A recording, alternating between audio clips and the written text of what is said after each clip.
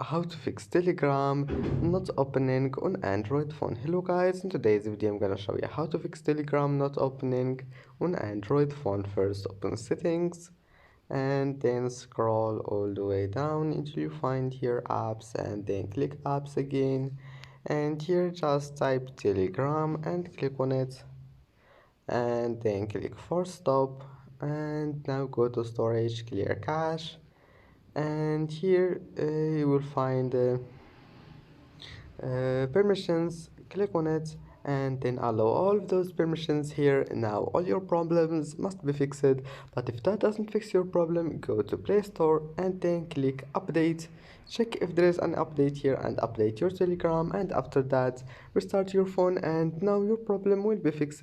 And that's it for today's video. Don't forget to like and see you in the next video.